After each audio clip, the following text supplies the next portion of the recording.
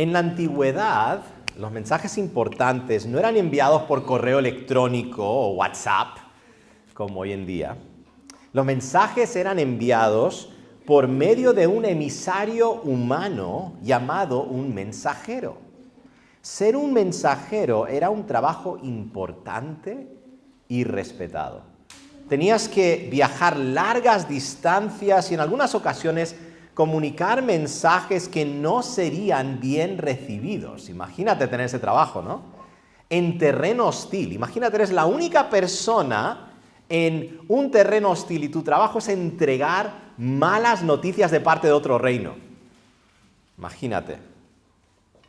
El trabajo de los mensajeros era tan sacrosanto que en la antigua Grecia, por ejemplo, cualquier acto de violencia en contra de un mensajero era como cometer un acto de violencia en contra de los dioses.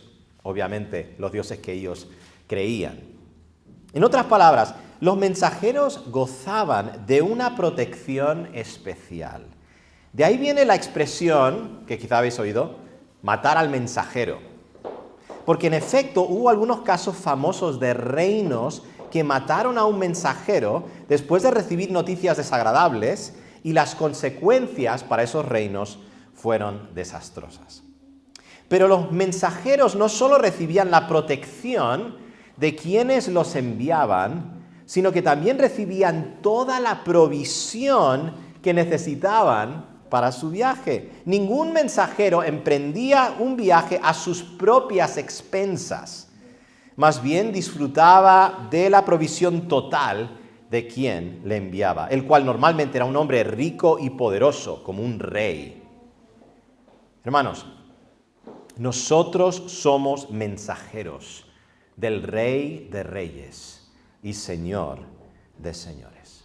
Y como tal, gozamos de la protección y provisión del Señor en nuestra misión como sus verdaderos mensajeros. Debemos ser conscientes de esa realidad en esta mañana y vamos a ver esa realidad en la historia de Pablo en la isla de Malta y en el relato de su último viaje antes de llegar a Roma. En ambos relatos vemos la protección y provisión de Pablo como verdadero mensajero del Señor. Pero antes de profundizar en la protección y provisión de los verdaderos mensajeros del Señor, quisiera mostraros rápidamente, brevemente, daros como un panorama rápido de cómo vemos en el pasaje que Pablo es un verdadero mensajero del Señor. Así que rápidamente quiero daros un panorama, quiero mostraros lo que llaman el arco narrativo para que podáis entender cómo es que llegamos a esta conclusión de que Pablo es un mensajero de Dios. Bueno, en primer lugar, nuestro marco es que Pablo y sus acompañantes están a salvo en la isla de Malta. ¿Os acordáis? Así fue como terminamos el último sermón. Habían sobrevivido, el Señor les había protegido, y entonces ahora Pablo y sus acompañantes están a salvo en la isla de Malta y son bien recibidos por los isleños. Dice el versículo 1 al 2, estando ya a salvo, supimos que la isla se llamaba Malta, y los naturales nos trataron con no poca humanidad, eso es decir, bien, porque encendiendo un fuego, nos recibieron a todos a causa de la lluvia que caía y del frío. Pero como casi siempre sucede con cualquier buena historia, hay un conflicto, hay una tensión en nuestra historia. ¿Dónde vemos la tensión en nuestra historia? Bueno, inmediatamente después, una víbora muerde a Pablo, causando que los isleños piensen que es un homicida, siendo castigado por la diosa Justicia, conocida como la diosa Dike. Esto lo vemos en el versículo 3 al 4. Entonces, eso es una clave cuando estás leyendo una narrativa, es entonces algo va a pasar, ¿no? Habiendo recogido Pablo algunas ramas secas, las echó al fuego y una víbora, huyendo del calor, se le prendió en la mano. cuando los naturales vieron la víbora colgando de su mano, se decían unos a otros: ciertamente este hombre es homicida, a quien, escapado del mar, la justicia. Algunas traducciones, por ejemplo, la Biblia de las Américas, tiene esa palabra justicia en mayúscula. ¿Por qué? Porque la palabra detrás es esta diosa de la mitología griega, Dike. Dice: la justicia no deja vivir. Ahora llegamos al clímax, que es el momento culminante de la historia. ¿Cuál es? Después de que nada le pasa a Pablo, los isleños llegan a la conclusión de que Pablo es un dios. Muchísimas gracias. De que Pablo es un dios, en minúscula, obviamente, ¿no? Mira esto, versículos 5 al 6. Pero él, sacudiendo la víbora en el fuego, como si nada, ¿no? Ahí me lo imagino sacudiendo la mano, todos mirando. Ningún daño padeció. Ellos estaban esperando que él se hinchase. Imagínate, todos ahí mirando, esperando que pasase el tiempo, o cayese muerto de repente, mas habiendo esperado mucho y viendo que ningún mal le venía, cambiaron de parecer y dijeron que era un dios. Vaya giro de 180 grados, ¿verdad? Comenzaron diciendo: este es un homicida, ¿verdad? La diosa Dike está queriendo acabar con él, y pasaron de eso a afirmar: tiene que ser un dios. Ahora, ¿por qué decimos que este es el clímax de nuestra narrativa? ¿Por qué? Porque es la pregunta: ¿quién es Pablo entonces? ¿Quién es Pablo? ¿Es un homicida? ¿Es un dios aquí entre los hombres? ¿Quién es Pablo? Pues aquí llegamos a la resolución.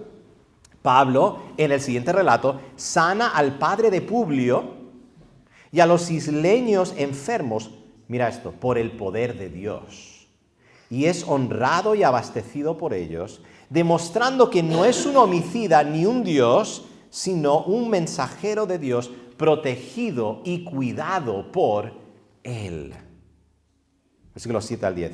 En aquellos lugares había propiedades del hombre principal de la isla, llamado Publio, quien nos recibió y hospedó solícitamente 3 días. Y aconteció que el padre de Publio estaba en cama, enfermo de fiebre y de disentería, y entró Pablo a verle, y después de haber orado, le impuso las manos y le sanó. Hecho esto, también los otros que en la isla tenían enfermedades venían y eran sanados, los cuales también nos honraron con muchas atenciones, y cuando zarpamos nos cargaron de las cosas necesarias.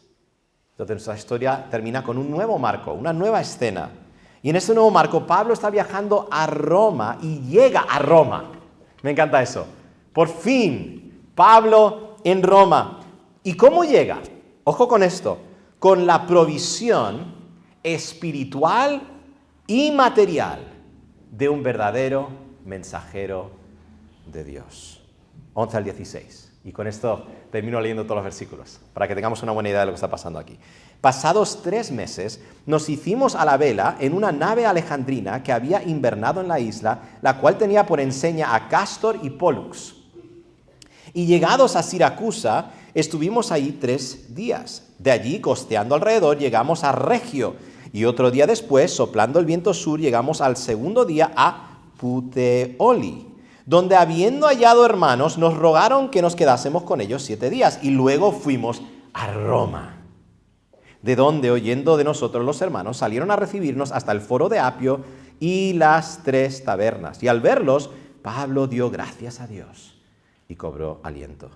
Cuando llegamos a Roma, el centurión entregó los presos al prefecto militar, pero a Pablo se le permitió vivir aparte con un soldado que le custodiase. Entonces, Pablo es un verdadero mensajero del Señor. Y lo sabemos por la protección y provisión que recibió del Señor. Hermanos, nosotros también somos mensajeros del Señor. Y como tal, obviamente no somos apóstoles, ¿vale? No estoy diciendo eso, no somos apóstoles ahí en mayúscula, A mayúscula. No somos exactamente iguales que el apóstol Pablo, pero sí somos mensajeros del Señor. Y como tal, el Señor nos protege y provee para nosotros como sus verdaderos mensajeros en la misión. Vamos a pasar el resto del mensaje viendo y meditando en la protección y provisión del Señor para con nosotros, sus mensajeros. Entonces, este sermón solo tiene 2 puntos, muy fácil de recordar, si estás tomando notas. El primer punto es la protección de los mensajeros y el segundo punto, lo puedes adivinar, otra P, la provisión de los mensajeros. Primero, la protección de los mensajeros. Pablo tenía un mensaje que comunicar, el Evangelio en Roma. Y como tal gozaba de la protección del Señor como mensajero del Señor. 2 historias demuestran esta verdad. 2 historias demuestran esta verdad. En el capítulo 27, el Señor protegió a Pablo de la tormenta. ¿Os acordáis de eso en el capítulo 27? Y le salvó no solo a él, sino también a todos sus acompañantes por causa de la presencia de Pablo en el barco de ellos. Estuvimos hablando de cómo Dios usa, ¿verdad?, la presencia de creyentes en el mundo para tener un impacto en el mundo. En el capítulo 28, el Señor protegió a Pablo de la mordedura de la víbora. En ambas historias, el propósito es demostrar que Pablo no solo es inocente de los cargos contra él, sino que tiene la protección del Señor como verdadero mensajero suyo. Por eso Lucas, no sé si os habéis dado cuenta o no pasa nada de tiempo desmintiendo esta idea de los isleños que Pablo era un dios. Porque en otros relatos, en Hechos, cuando alguien llamaba a algún apóstol o a alguno de ellos los llamaba Dios, siempre hay como una explicación, ¿no?, una aclaración. Aquí Lucas no siente la necesidad de hacer eso. ¿Por qué? Porque claramente las narrativas de los capítulos 27 y 28 demuestran que Pablo no es un Dios, sino un mensajero del único Dios vivo y protegido por Él en la misión. Es más, en el siguiente relato del relato de la víbora, Pablo se da a conocer como mensajero del Señor, mostrando el poder de Dios para sanar. Quiero que veáis este relato aquí, versículos 7 al 9. Dice así: en aquellos lugares había propiedades del hombre principal de la isla, llamado Publio, quien nos recibió y hospedó solícitamente. Eso es con ganas, ¿no?, con buena disposición.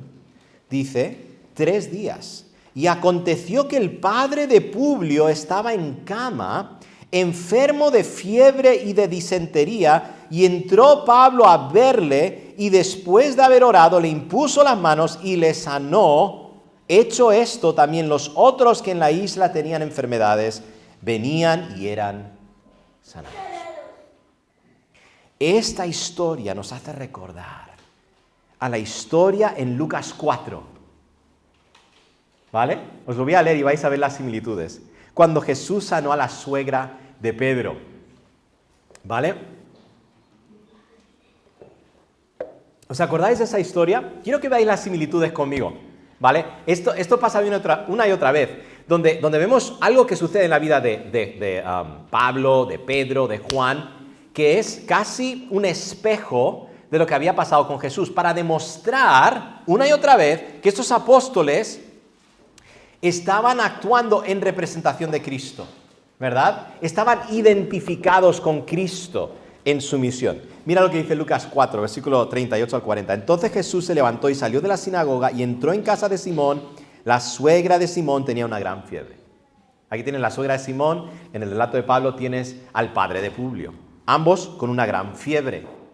Dice: y le rogaron por ella, e inclinándose hacia ella, reprendió a la fiebre. Ahora, ojo, eso solo lo puede hacer el Señor, ¿eh? ¿Vale? No andes por ahí reprendiendo fiebres, ¿vale? Eso es algo extra. Y la fiebre la dejó, y levantándose ella al instante le servía. Mira el paralelismo: al ponerse el sol, todos los que tenían enfermos de diversas enfermedades los traían a él. Igual como pasó con Pablo, ¿verdad? Después de que sana a esta persona de fiebre, se pasan la voz y vienen más personas a ser sanados. Y él, poniendo las manos sobre cada uno de ellos, los sanaba. También Pablo estaba imponiendo las manos sobre ellos. La diferencia entre estas dos historias es que Jesús sanó a la suegra de Pedro. Y esto que quiero que observéis. Esto pasa cada vez. Cuando tú ves sanaciones de Jesús y sanaciones de los apóstoles, hay una gran diferencia. Jesús sanó a la suegra de Pedro y a los enfermos que venían a él por su propio poder. O sea, Jesús reprendió la fiebre. No ves a Pablo haciendo eso. Pablo sanó al padre de Publio y a los enfermos que venían a él por el poder de Dios. Y esto lo vemos en el hecho de que Pablo oró antes de que sanó al padre de Publio. Oró. Seguramente oró en voz alta. ¿Y qué estaba dando a entender con esa oración? Demostrando claramente su dependencia del poder de Dios para sanar. Dios sana por su propio poder. Jesús es Dios. Los mensajeros de Dios, como Pablo en nuestra historia, dependen completamente del poder de Dios y demuestran que dependen completamente del poder de Dios. Tampoco tengo dudas de que Pablo compartió el Evangelio con los isleños. Es mi convicción. Aunque el texto no lo menciona explícitamente. Otra vez, al igual que el texto no nos menciona explícitamente, por ejemplo, que Pablo no era un dios, ya no lo tiene que hacer Lucas, porque Lucas ya ha establecido un patrón tantas veces en el libro de Hechos que ya tendrías que ser un poquito ciego para no verlo, honestamente. ¿Verdad? ¿Por qué? Porque los milagros siempre venían acompañados de la proclamación de la palabra en Hechos. Y dudo que esto haya sido una excepción. Pablo, como mensajero del Señor, se consideraba deudor a todos los hombres, no solo a los romanos a quienes estaba destinado. Y esto va a ser un dato muy importante. No os olvidéis de esto, guardarlo en el disco duro para el domingo que viene, porque esto va a ser muy importante. Pablo escribió a la iglesia de Roma, no había conocido a estos hermanos. Y él escribió esto seguramente en Corinto. La mayoría concuerdan en este hecho. Él escribió esta carta a los romanos antes de llegar a Roma. ¿Y qué escribió? A griegos y a no griegos. A sabios y a no sabios. ¿Qué dijo? Soy deudor. Los griegos o los no sabios, los griegos o los sabios, ¿vale? Porque son la misma categoría, griegos, sabios, eran aquellos que hablaban griego y como tal eran parte de la sociedad culta en ese tiempo.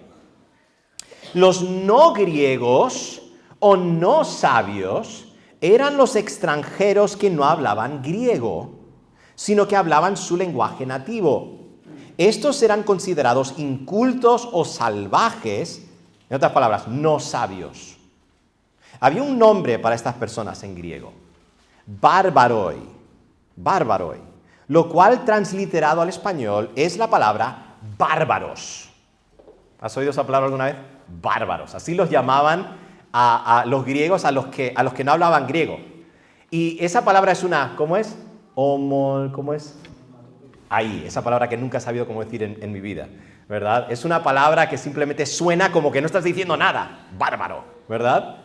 ¿Por qué? Porque no se les entendía cuando hablaban, por eso los llamaban eso. Muchas gracias por tu ayuda, porque nunca he podido decir esa palabra. Pues adivina cuál es la palabra griega que Lucas escribió para describir a los isleños. ¿Sabéis cuál es la palabra que Lucas usó en griego? Él usó la palabra bárbaroi, traducida en la Reina Valera como los naturales o los habitantes en la Biblia de las Américas. Pablo, como mensajero del Señor, era deudor, ojo con esto, a los bárbaros también. Y sin duda les compartió el glorioso Evangelio de Cristo. ¿Por qué lo sé? Porque Pablo mismo lo escribió en la carta a los romanos, de que él era deudor a este tipo de personas, como los que estaban en la isla de Malta. Él no hacía distinción de personas en la proclamación del Evangelio. Nosotros tampoco deberíamos. Entonces, Pablo era un verdadero mensajero del Señor y como tal gozaba de la protección del Señor. Nosotros también gozamos de la protección del Señor en la misión como sus mensajeros. Hermanos, somos conscientes que nada nos puede pasar en la misión hasta que sea la voluntad del Señor. Es que de verdad lo tenemos que entender. Deberíamos andar como creyentes con tanta confianza en la soberanía de Dios que deberíamos sentirnos prácticamente invencibles. A no ser que el Señor tiene un plan para que de alguna manera suframos o que no seamos librados de alguna situación. Pero literalmente, si el Señor tiene un propósito para nosotros en una situación, somos invencibles. Porque es el Señor quien protege a sus mensajeros. Esto significa que no tenemos que afanarnos por lo que podría sucedernos. Porque el mismo Señor que protegió a Pablo en la tormenta y con la víbora, nos protege a nosotros en la misión. Ahora, no sé si habéis oído este refrán. Y como todo refrán o dicho o expresión cristiana, a veces no lo puedes llevar a un extremo. Pero no sé si has oído esto alguna vez. El lugar más seguro para estar es en el centro de la voluntad de Dios. ¿Lo has oído alguna vez? Ahora, hemos hablado mucho de la voluntad del Señor y yo prefiero pensar en la voluntad del Señor ahí como haciendo lo que el Señor nos manda hacer, obedeciendo al Señor, ¿vale? ¿Podríamos estar en un país que está en conflicto, proclamando el Evangelio? No estoy diciendo que todos tienen que ir a un país en conflicto, pero solo estoy usando un ejemplo. Y pasar años ahí que no nos pase nada. Porque el Señor nos quiere ahí. Pero podríamos estar en el lugar más seguro del mundo y algo nos sucede. El punto es este. Tenemos que enfocarnos en obedecer al Señor. No tenemos que preocuparnos de nada más. Porque el Señor se va a encargar de protegernos en lo que Él tiene para nosotros.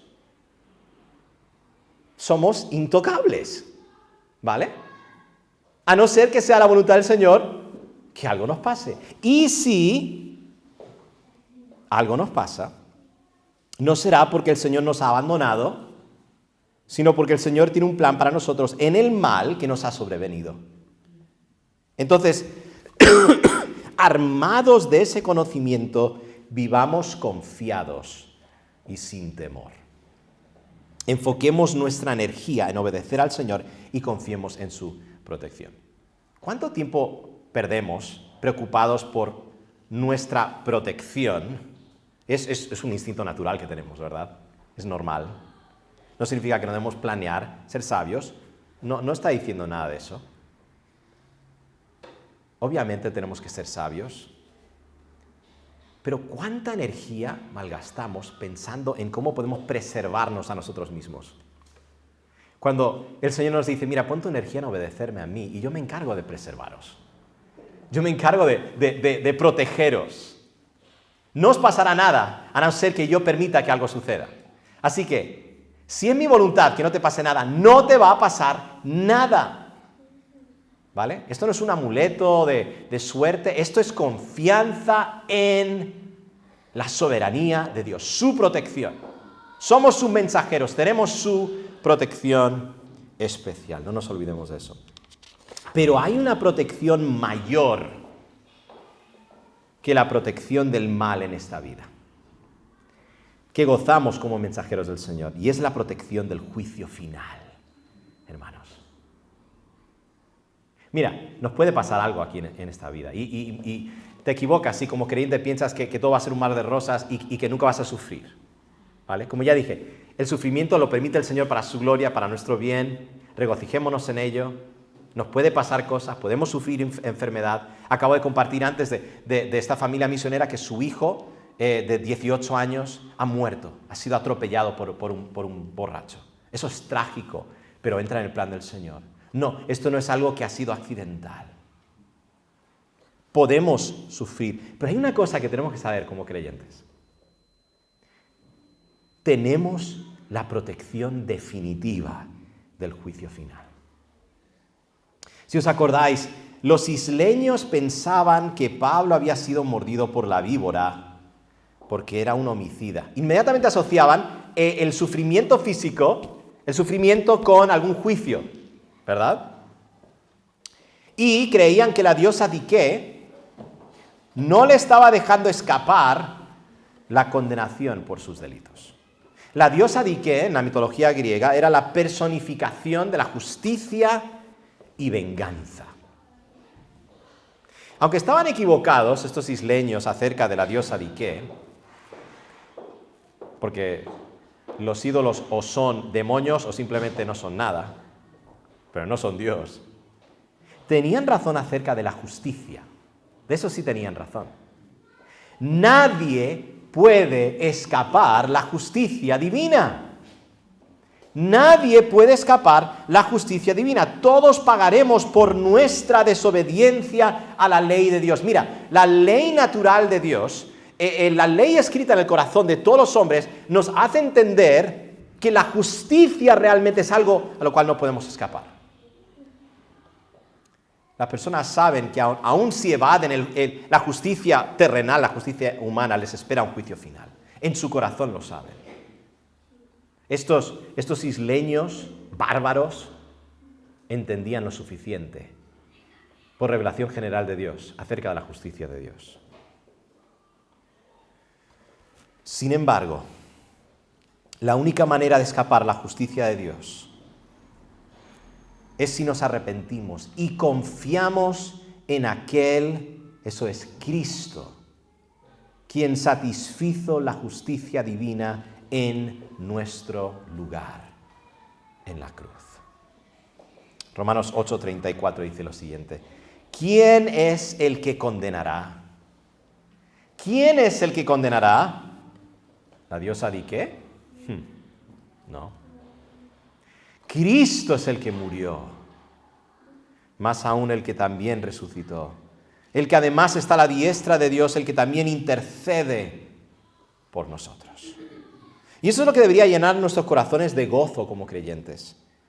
Que aunque en esta vida sufriremos y algún día moriremos, nuestra salvación está segura en Cristo. Como dijo Pablo en los versículos a continuación, del que acabo de leer en Romanos 8.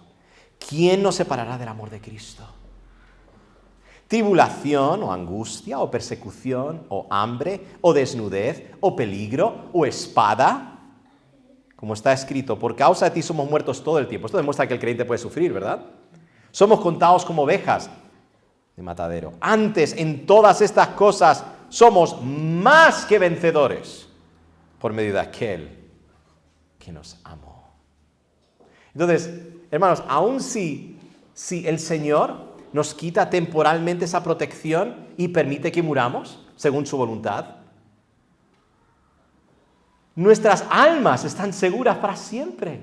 Somos libres de la condenación del juicio final por la obra de Cristo Jesús.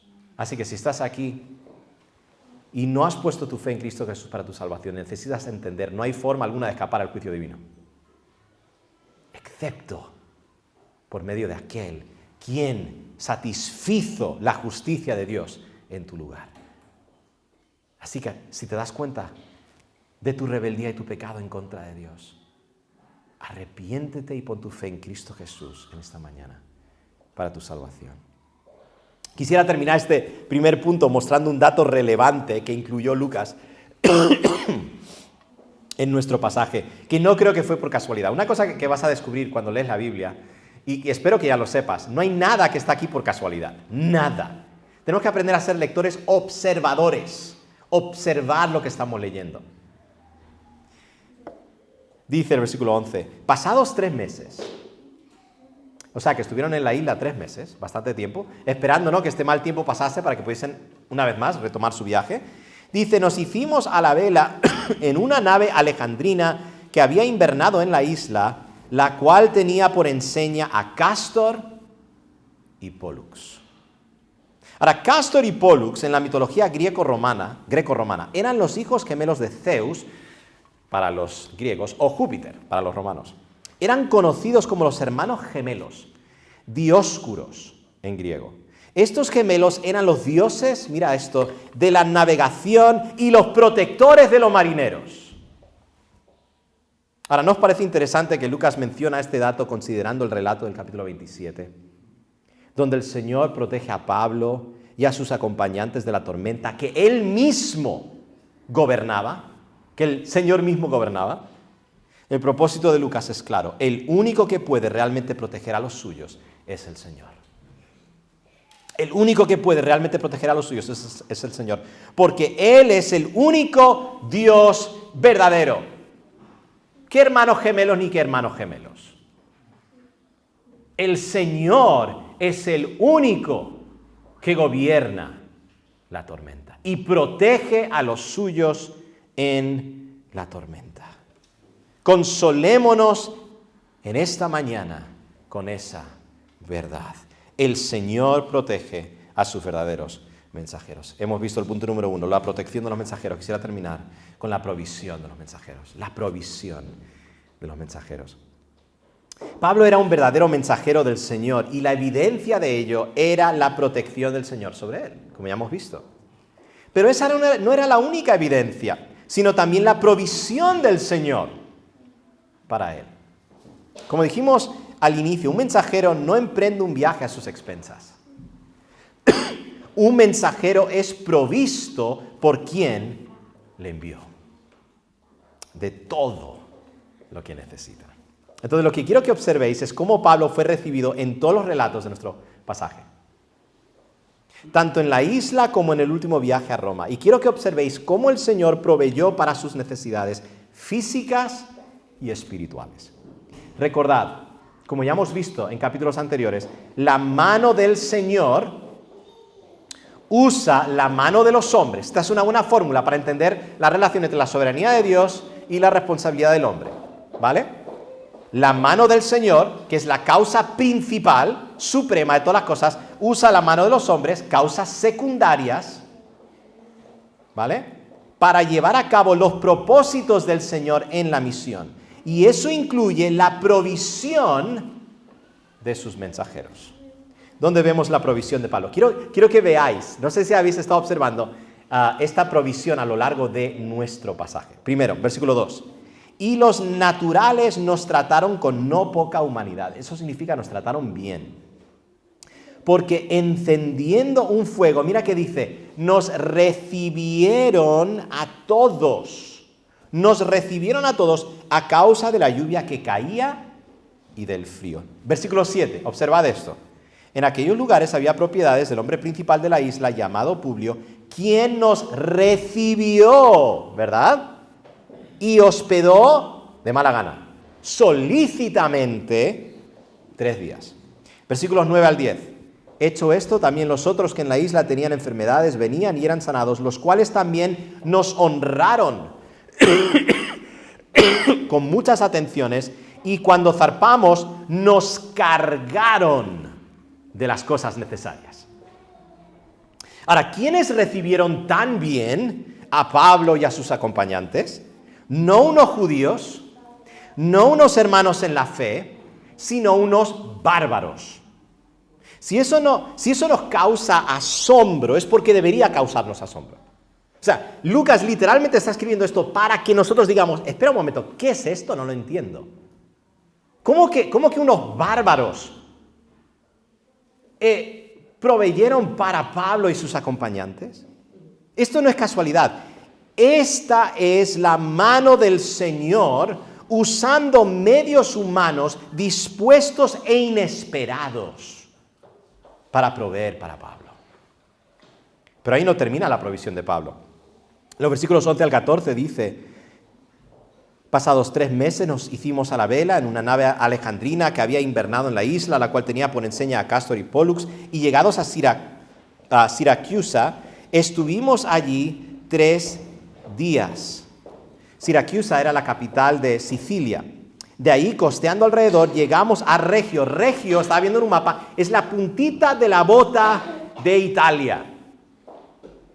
Y otro día después, soplando el viento sur, llegamos al segundo día a Puteoli. ¿Sabes dónde está esta ciudad? Donde hoy en día es la ciudad de Nápoles. ¿Vale? Si te gusta la pizza napolitana. Ahí, Nápoles. ¿Y qué más?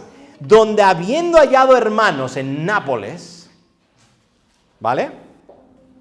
¿Qué dice? Nos rogaron que nos quedásemos con ellos 7 días. Cuidado, hospedaje. Y luego fuimos a Roma, de donde, oyendo de nosotros los hermanos, salieron a recibirnos. Esto significa que alguien, literalmente, un mensajero, fue de Puteoli hasta Roma para avisar que había llegado Pablo. Y los hermanos, tan impacientes, con tantas ganas de verle a Pablo, se adelantan. Algunos corren a un lugar llamado el Foro de Apio y otros a las 3 tabernas para ir recibiendo a Pablo mientras él va caminando por la vía Apia, que era la vía más famosa de Roma, más bonita y más preciosa, caminando de Nápoles a Roma, lo que es hoy en día Nápoles a Roma, caminando. Y estos hermanos les van recibiendo en estos puntos cerca de Roma. ¿Qué dice? Y al verlos, Pablo dio gracias a Dios y cobró aliento. Aquí la provisión fue de parte de los hermanos en la fe. Lo mismo pasó en el capítulo 27, antes de que Pablo y sus acompañantes naufragaran. 27:3, al otro día llegamos a Sidón y Julio, tratando humanamente a Pablo, le permitió que fuese a los amigos para ser atendido por ellos. Entonces ya hemos visto esta provisión también de parte de los hermanos en el capítulo 27. Y el versículo 16 también nos dice, cuando llegamos a Roma, el centurión entregó los presos al prefecto militar, pero a Pablo se le permitió vivir aparte. Entonces, a los presos se les entregó al prefecto militar. Muchos consideran que algunos de estos seguramente eran prisioneros que eran descartables. Que seguramente fueron llevados al Coliseo para ser matados. A diferencia de ellos, ¿qué pasa con Pablo? Bueno, a Pablo se le permitió vivir aparte con un soldado que le custodiase con bastante libertad. En resumen, Pablo recibió abrigo, comida y hospedaje en Malta, recibió dinero y abastos para el viaje a Roma, recibió hospedaje en el trayecto a Roma y recibió aliento espiritual de sus hermanos. Y luego, ya en Roma, recibió la bendición de libertad relativa en una casa alquilada, la cual pudo pagar con dinero que el Señor proveyó para él. Y toda esta provisión la recibió del Señor por medio de incrédulos y creyentes. Hermanos, el Señor también provee para nosotros en la misión. Él no solo nos ha dado nuestra misión, tenemos que entender esto, sino que nos provee de todo lo que necesitamos para nuestra misión. Y no debemos mirar solo a los sitios más obvios para ver su provisión. Debemos reconocer su provisión también en los sitios menos esperados. ¿Sabías que fue el Señor quien proveyó el trabajo que tienes ahora? Si tienes un trabajo, donde seguramente tu jefe es incrédulo o incrédula. ¿Sabías que todo el dinero es del Señor y que Dios puede dispensártelo a través de instrumentos malvados incluso, que no temen a Dios, pero que sin darse cuenta, sin saberlo, están sirviendo los propósitos de Dios al pagar a los mensajeros de Dios? Esto me hace recordar a lo que pasó con los israelitas cuando fueron librados de Egipto.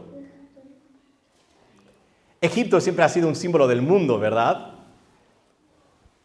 Pues vaya simbolismo que vemos en Éxodo 12:36. Y Jehová dio gracia al pueblo delante de los egipcios. Esto es cuando son librados de la esclavitud en Egipto. Y les dieron cuanto pedían, así despojaron a los egipcios. Os voy a dar un pequeño secreto. El Señor provee todo. El Señor es el que provee todo para todos. Y para creyentes en especial tenemos que entender una cosa.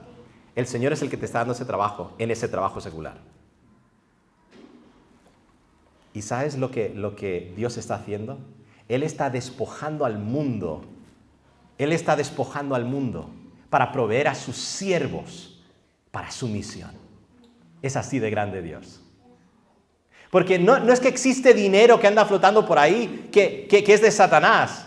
No, el Señor puede usar cualquier dinero y lo puede usar para su pueblo. Y lo hace. Y lo hace. Todo es del Señor. Y Él provee para su pueblo de formas inesperadas. Quizá no tienes trabajo en este momento. Debes saber que el Señor es poderoso para proveer un trabajo para ti que te permita no solo cubrir tus gastos, sino también asistir a los cultos de la iglesia y estar involucrado en la vida de la iglesia. Sabiendo que el Señor provee tan generosamente para sus mensajeros, ¿por qué no le pides al Señor que te provea ese tipo de trabajo? Y confía que el Señor puede proveer ese tipo de trabajo. Pedid y se os dará. Buscad y hallaréis. Mateo 6:33 dice, mas buscad primeramente el reino de Dios y su justicia, y todas estas cosas os serán añadidas. Creemos que el Señor puede proveer incluso a través del mundo, por supuesto que sí. Pero Dios no solo usa medios inesperados para proveer para nuestras necesidades en la misión, sino que usa los medios más naturales, más esperados, el pueblo de Dios. Si los incrédulos sirven los propósitos del Señor en proveer por los mensajeros del Señor, ¿cuánto más nosotros servimos los propósitos del Señor para proveer para el pueblo de Dios? Nosotros como iglesia no solo somos instrumentos en las manos del Señor para proveer para el pueblo de Dios como los incrédulos, sino que somos instrumentos gozosos, llenos de acción de gracias, proveyendo las necesidades de los santos para la gloria del Señor. Hermanos, nosotros cuidamos de las necesidades de nuestros hermanos porque el Señor ha transformado nuestras vidas. Esa es la diferencia en realidad entre la provisión de los bárbaros y la provisión de los hermanos que vemos en el viaje. La única diferencia en realidad, ambas provisiones venían del Señor, pero la diferencia era que una provisión era de parte de personas incrédulas, pero la otra era de parte de personas que hacían todo lo que hacían para la gloria de Dios. Y como resultado y como fruto del nuevo nacimiento. Entonces busquemos oportunidades para ser canales de bendiciones a nuestros hermanos. Y hay tantas oportunidades para dar en la misión. Además de las obvias de dar ofrendas para el mantenimiento de la iglesia y el avance del reino. Hay tantas oportunidades. Simplemente tenemos que tener los ojos abiertos a cómo el Señor puede usarnos como canales de bendición. Iglesia, un día por la gracia de Dios vamos a proveer por las necesidades financieras de un pastor en esta iglesia. Vosotros sabéis que yo soy un misionero y no recibo apoyo financiero de esta iglesia y ese no es el plan. Pero queremos ser una iglesia que provea por un pastor. Que provea por un pastor. Por la gracia de Dios vamos a ayudar en la plantación de otras iglesias. ¿Por qué no puede el Señor usarnos de esa manera? Por la gracia de Dios vamos a enviar misioneros de esta iglesia. ¿Por qué no? Y ayudar a otros hermanos de otras iglesias para el avance del reino en España y hasta lo último de la tierra. Necesitamos creer que el Señor puede usarnos de esa manera. Pero no olvidemos que la provisión del Señor a través de la iglesia no es solo física, sino también espiritual. Una de las partes más preciosas de nuestro pasaje de hoy es la parte donde Pablo por fin conoce a sus hermanos romanos. Años queriendo ver a estos hermanos, que solo había oído de ellos, pero nunca les había visto. Dice en los versículos 14 al 15, y luego fuimos a Roma, de donde oyendo de nosotros los hermanos salieron a recibirnos. Imagínate cómo habrá sido ese encuentro. ¿Te has dado cuenta cómo tú puedes encontrarte con hermanos que nunca has visto en tu vida y el momento que les ves, si es tu hermano o tu hermana, ya tienes un vínculo instantáneo? Tenemos un mismo Señor. Tenemos una misma misión, un mismo propósito. Y luego dice, y al verlos, Pablo dio gracias a Dios y cobró aliento. Hermanos, necesitamos a nuestros hermanos en la misión. Nunca me cansaré de decirlo. No fuimos creados para vivir nuestra vida cristiana solos. No existen llaneros solitarios en el Nuevo Testamento. Búscalo, lo he buscado, no lo encuentro. No hay. Lo que tienes son iglesias, hermanos, juntos sirviendo al Señor. Cuando nos aislamos, estamos desligándonos de una de las mayores provisiones que el Señor nos da para avanzar en la misión. Y es el cuidado y la supervisión de nuestros hermanos en la misión. Y no solo debemos recibir ánimo. ¡Qué bendición! Pablo pudo recibir. Pablo siempre estaba tan acostumbrado a dar. Qué precioso que pudo recibir este aliento de sus hermanos. Imagínate cómo se sintió cuando vio a estos hermanos. Tan solícitos en verle que se adelantaron para acompañarle. Eran más o menos 60 kilómetros desde el punto más lejos que llegaron a ir. Entonces, 60 kilómetros a pie, un grupo de hermanos con Pablo, quizás Lucas y otros, fueron juntos y entraron a Roma. ¿No crees que eso llenó a Pablo de gran aliento y ánimo? No solo debemos recibir ánimo, sino dar ánimo. Por eso, este es un motivo por el cual nos congregamos. Es que no pensamos en esto, hermanos. Nosotros no solo nos congregamos para recibir la palabra del Señor. Nos congregamos para animar a nuestros hermanos. Entonces, cuando no nos congregamos, no tenemos la oportunidad de animar a nuestros hermanos. Tu presencia, solo tu presencia, es suficiente para animar a tus hermanos. Qué precioso que el Señor provee para nosotros. A través del mundo, como para demostrar que Él es Señor y soberano aún sobre el dinero del mundo. Por medio de la iglesia, del sacrificio, de las ofrendas de los hermanos, de la generosidad de los hermanos, pero también por medio del compañerismo, del amor, de la fraternidad, del ánimo mutuo. Por eso hoy tenemos la oportunidad de hacer dos cosas. Bueno, vamos a hacer tres cosas. Vamos a participar de la Cena del Señor, que no solo es una representación del Evangelio, sino también es una representación de la unidad de la Iglesia. Dos, vamos a tener un detalle para los padres en la Iglesia, porque queremos animar a los padres en esta Iglesia. A todos, obviamente, pero también a los padres en especial, por haber sido el Día del Padre. Y tres, vamos a tener una comida fraternal, porque entendemos cómo el Señor provee para nosotros. Y una de esas maneras es por medio de nuestros hermanos en el Señor. Así que, hermanos, ¿qué hemos aprendido hoy?